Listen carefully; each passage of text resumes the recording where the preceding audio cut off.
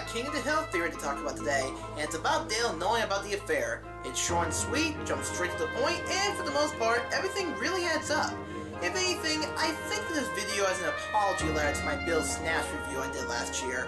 The reason I say that is because, to be honest, I just don't think it's really appropriate. I mean, out of all the stories I put on my channel, that was very inappropriate. I mean, it talked about basically rape, it talked about dismemberment, and God knows what else. I really talked about that story. That was probably one of the darkest stories I read.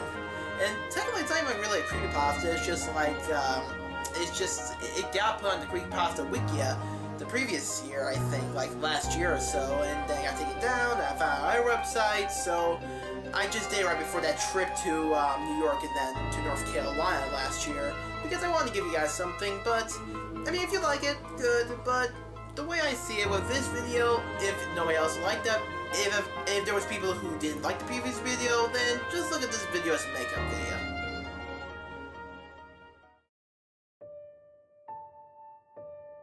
In the King of the Hill series, there was a running joke that Dale's wife had been cheating on him with John Redcorn for over a decade. Redcorn is Joseph's real father.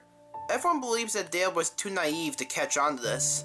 While Dale might not be the sharpest tool, he caught on immediately to what was going on. The man is beyond paranoid to the point where he thinks the government and aliens are keeping tabs on him. Why wouldn't he be suspicious that his attractive wife might be deceiving him? That sounds right up his alley.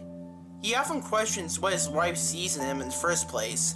He knows Joseph doesn't resemble him in the slightest. Dale might not be that bright, but I don't think he's so dumb he doesn't see that Joseph looks more like the massage therapist that's been frequently visiting his wife for years.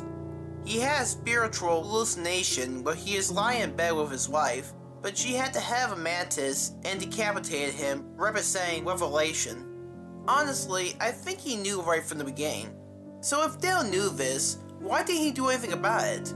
Because he has a perfect life that he doesn't want to jeopardize.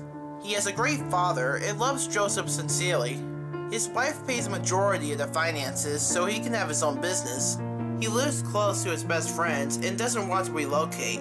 Hell, he practically witnessed firsthand how Bill's divorce completely destroyed him and doesn't want to share a similar fate. Dale also loves taunting Redcorn with his relationship with Joseph, knowing all too well that Redcorn wants to be in his son's life. It's a secret fuck you that he thoroughly enjoys. I also don't think Dale was the type of guy who was ever good with women and would rather be in a bad marriage than no relationship at all. Dale often jokes to his friends about how Joseph is an alien or creates other bizarre stories to see his friends' reactions. He is disappointed they all know and refuse to tell him, but he knows he can't call him out on it. Better to play the fool than the broken loser. This also explains why he hates Peggy Hill so much, besides the fact that she is annoying. Peggy was literally the last person to find out about the affair and came close to telling him. Dale must have been like, finally, someone is actually decent enough to tell me the truth. But then Peggy quickly changes her mind, and Dale is pissed. Because unlike the others who decided in a group what not to do, Peggy was alone, and could have been the only one in the neighborhood to shine some light.